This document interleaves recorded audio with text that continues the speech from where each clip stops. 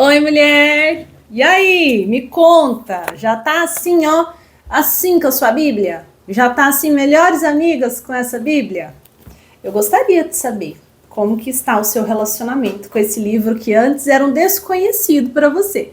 Ou talvez não, talvez sempre foi um conhecido, mas não tão conhecido. Gente, o que nós devemos contar, considerar, é que a Bíblia, ela nunca vai ser 100% conhecida, porque existem sempre revelações novas, revelações diferentes. Por isso que nós dizemos que a Bíblia é viva, a palavra é viva e eficaz, porque ela é viva. Para um ela revela uma coisa, para outra coisa, porque é o Espírito Santo agindo através da Bíblia, né? Hoje nós vamos ler o capítulo 3 de Mateus. Nós vamos ler os 10 primeiros versos. E aqui já tem tanta coisa para a gente conversar. Primeiro de tudo, o capítulo 3 ele tem um título. Eu não sei se na sua Bíblia ela também é separadinha assim. A minha, por exemplo, não sei se eu consigo mostrar aqui, ela tem aqui o título, o mapa e os meus post-its, né? E aqui, ó, tem um rodapé, notas de rodapé. Isso é uma Bíblia de estudo. Então, se a sua não tem esses detalhezinhos, ela deve ser uma Bíblia somente o texto. E eu sugiro que você compre uma de estudo, vai te ajudar bastante. A gente pode conversar sobre isso também, só você me chamar, tá bom? Mulher, vamos começar então? Mateus capítulo 3 começa assim: a pregação de João Batista. Aqui nós já precisamos parar. Existiam 2 Joãos na época. E eles podem ser muito confundidos, mas não por você. Você vai saber qual a diferença deles. Esse João que nós vamos ler, que era o que batizava, por isso Batista no nome dele, ele era parente de Jesus. A Bíblia fala no livro de Lucas, quando Maria esteve grávida, que ela procurou sua parenta Isabel. E o filho de Isabel se mexeu no ventre porque Maria chegou. E ali já mostrou que eles tinham uma conexão sobrenatural. Então esse João que nós vamos ler aqui, o Batista, lembrando que não é o nome dele, Batista é um apelido, uma função somente para a gente separar esse João do outro. Ele era filho de Isabel, então ele era um parente próximo de Jesus. Ele era filho de Isabel com Zacarias. Zacarias, o pai de João Batista, era um sacerdote que trabalhava no templo. Então, ele, filho de sacerdote, de Isabel, o que mais que a gente precisa falar dele? De diferencial. Bom, vamos para o outro João. O outro João era filho de Salomé, irmã de Maria, mãe de Jesus. Então, Salomé era tia de Jesus. Logo, João, filho de Salomé com Zebedeu, era primo primeiro de Jesus. Este sim. E este João que nós estamos falando, primo primeiro de Jesus, é João, o discípulo amado. Então, existem 2 formas que a gente se refere a esse João. João Batista, ele é muito referido como a voz que clama no deserto. E João, primo de Jesus, que era discípulo, é conhecido como o discípulo amado. O livro dele, quando a gente chega lá, você vai ver que todo o tempo ele está dizendo, se referindo a si como João, o discípulo amado. Beleza. Esse João Batista, ele morreu decapitado por Herodes. Lembra que nós falamos de Herodes lá atrás? Então, se você não assistiu, você precisa assistir, porque aqui nós estamos fazendo uma sequência e eu estou contando que você está acompanhando tudo que eu estou falando para que os vídeos não fiquem tão longos e eu não fique me repetindo, ok? Volta lá nos vídeos de Herodes. Então esse João Batista, ele morreu decapitado por Herodes. E o outro João, discípulo amado, morreu na sua velhice. Ok? Vamos voltar aqui. Esse trecho que nós vamos ler, no capítulo 3, está escrito aqui, Marcos, no capítulo 1, do verso 2 ao 6, e Lucas, capítulo 3, do verso 1 ao 9. Isso significa que essa mesma passagem foi narrada também por João Marcos e por Lucas. Quer dizer, são os evangelhos sinóticos, que têm uma história parecida. A mesma história vista de ângulos diferentes. Agora a gente pode começar. A gente já sabe quem é João o Batista. Naqueles dias apareceu João Batista pregando no deserto da Judeia e dizia: arrependei-vos, porque está próximo o reino dos céus. Porque este é o referido por intermédio do profeta Isaías. Voz do que clama no deserto, preparai o caminho do Senhor, endireitai as suas veredas. Gente, João Batista, ele também foi profetizado. Nós não lemos aqui ainda o Antigo Testamento, mas eu tenho um material que fala de Jesus e que conta praticamente todas as profecias que mencionam Jesus, os livros dos profetas.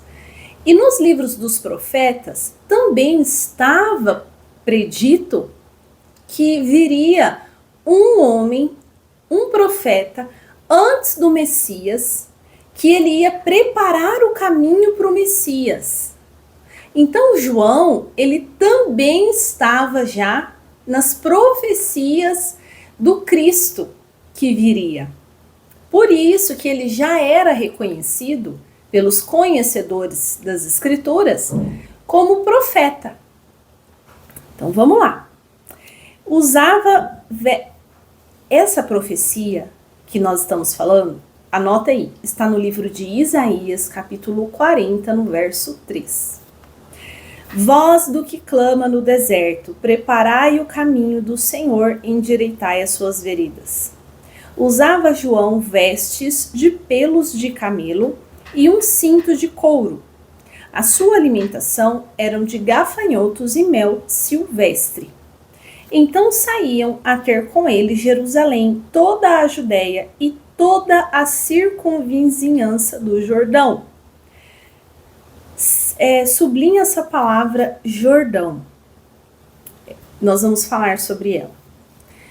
E eram por ele batizados no Rio Jordão, confessando os seus pecados. Até aqui. Gente, aqui está falando que João usava vestes de camelo e cinto. É importante você saber que tudo que a Bíblia diz faz sentido com alguma coisa. Nenhuma palavra das Escrituras está isolada ou não testificada por outros livros dessa Escritura. A Bíblia toda, ela se confirma e ela se explica. Então, quando ela diz que João usava esse tipo de roupa, ela está se referindo a um estilo profético de João. Por quê? No Antigo Testamento, nós temos um grande profeta que é muito conhecido, que se chama Elias. E Elias também se vestia assim.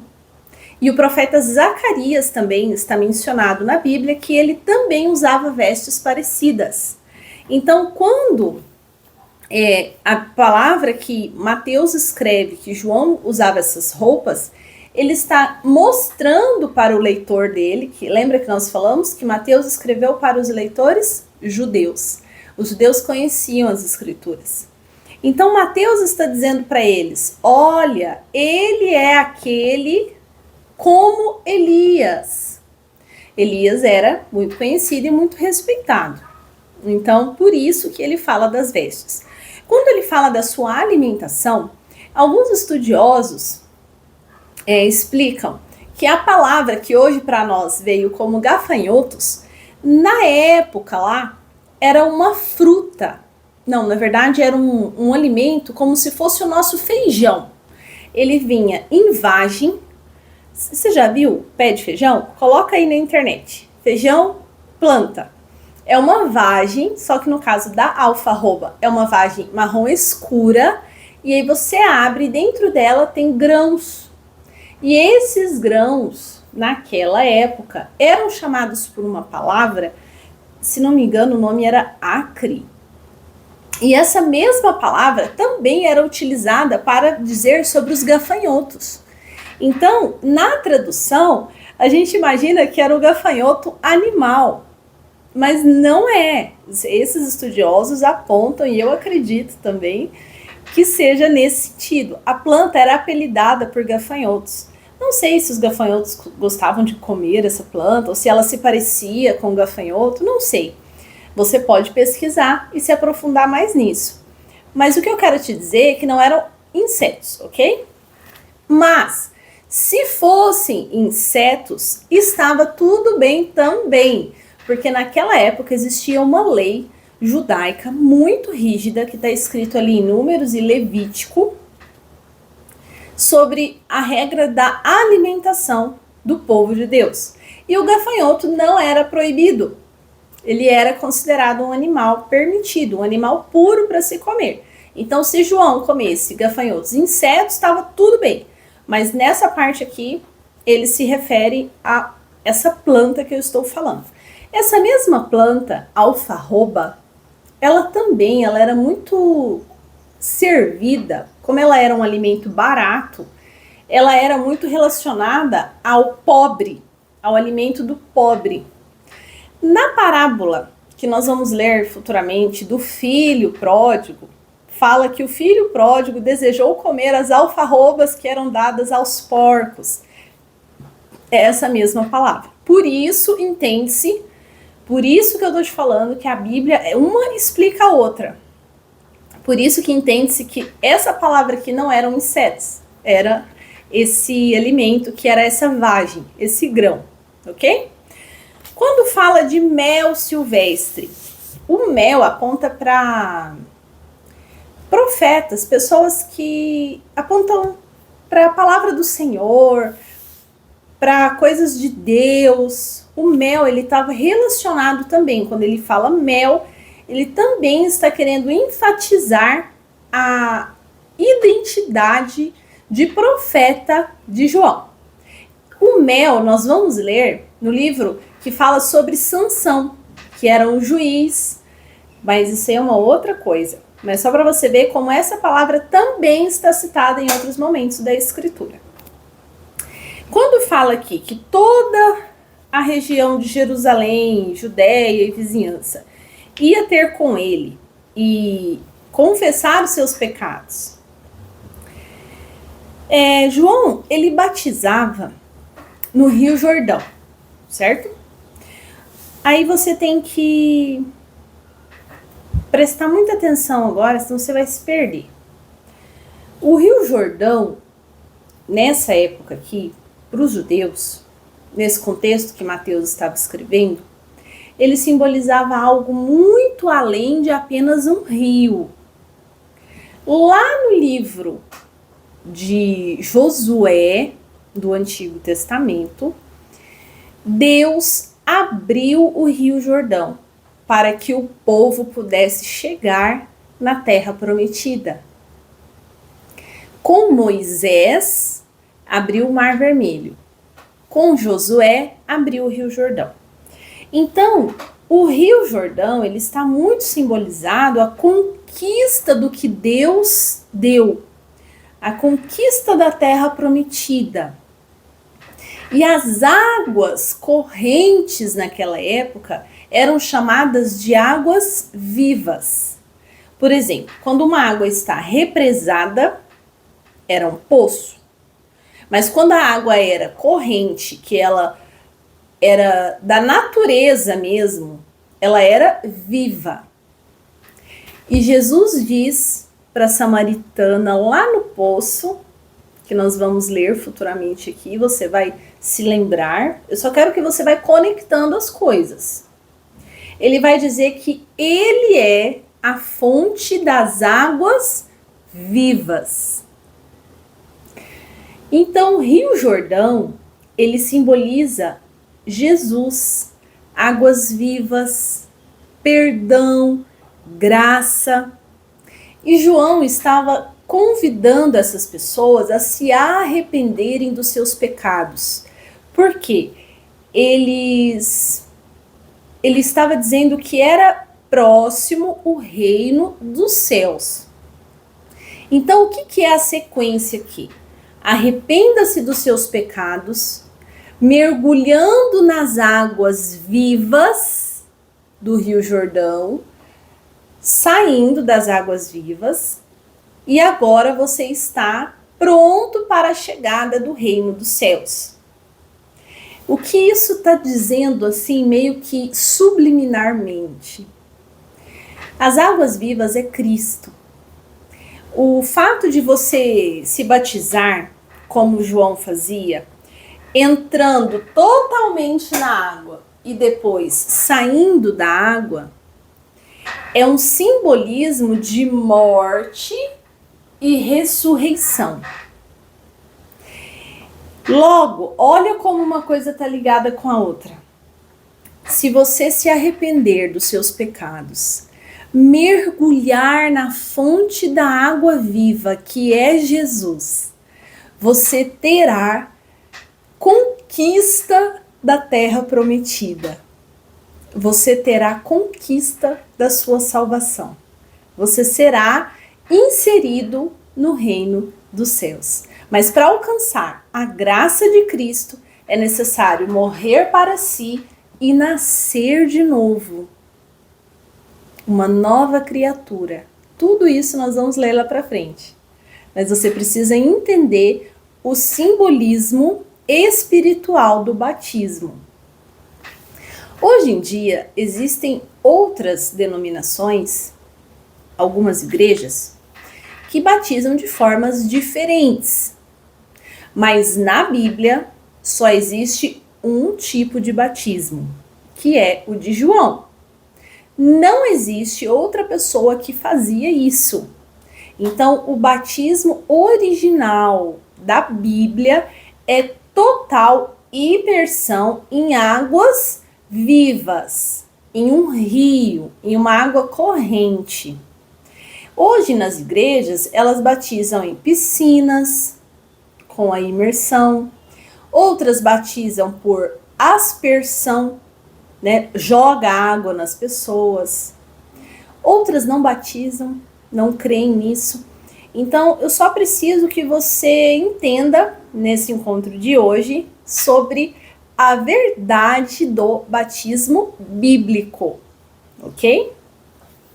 Por isso que é importante que nós, quando aceitamos Jesus e reconhecemos que Ele é o nosso Senhor e Salvador, nós façamos o batismo. Porque o batismo, ele é um ritual espiritual, mas ele também é uma confissão de fé.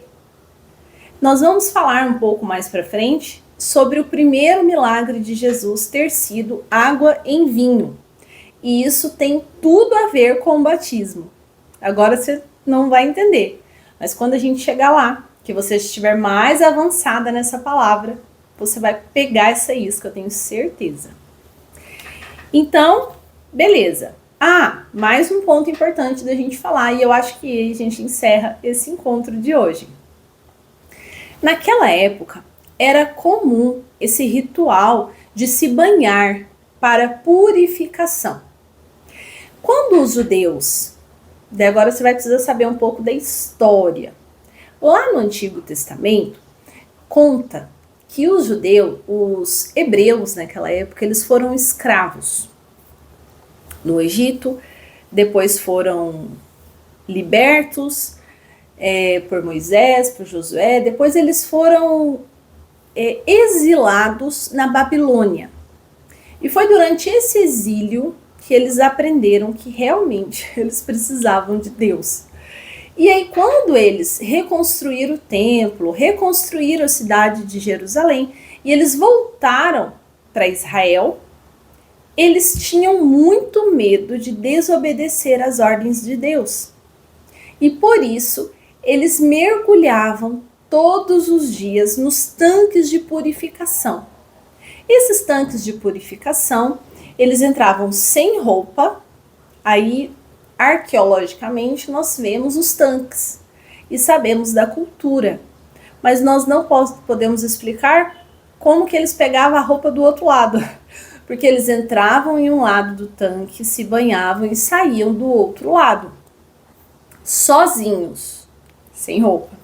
E esse ritual, ele era feito para mostrar, tipo assim, eu vou lá e me purifico para mostrar que eu tenho amor à lei do Senhor. E eu tenho temor e eu respeito a lei do Senhor. E eu estou purificada. O que era o medo deles? Que eles tivessem tido contato durante aquele dia com pessoas que tivessem comido alimentos impuros ou tivessem em desrespeito às leis do Senhor. Então, eles se purificavam todos os dias. Só que esse ato de purificação acabava sendo um ato que distinguia que eu era mais pura do que você. Nossa, você não se purificou hoje? Como assim? Não posso nem encostar em você. Então, esse ato acabou se tornando algo que diferenciava, que acabou perdendo a essência do que realmente deveria ser. Como se eles só quisessem mostrar para os outros que eram puros. Então, quando João entra com essa regra, com esse ritual, quando João entra com esse ritual, que ele batizava, não era a pessoa que se batizava sozinha, e não era a pessoa se batizar para mostrar o quanto ela era pura, pelo contrário, era para mostrar que ela era pecadora e que ela se arrependia dos seus pecados. E uma vez batizada, não precisava se batizar novamente, diferente do ato da purificação que era feito diariamente. Então, João veio escandalizar os judeus. Por quê? Quem em sã consciência, naquele período, ia querer mostrar para todos que estavam ao redor que ele era realmente um pecador e que ele necessitava de arrependimento de seus pecados. Ninguém, né? Poucas pessoas. Aliás, foram muitas. Mas o que eu quero te dizer é que nesse cenário desse tempo, se batizar era um escândalo. Devia ter muita conversinha, tipo, olha, você viu que a fulana se batizou com João. Nossa, qual será o pecado dela, sabe? Eu acho que devia ter muito esse burburinho, assim. E realmente não era um passo fácil para as pessoas daquela época se batizarem com João.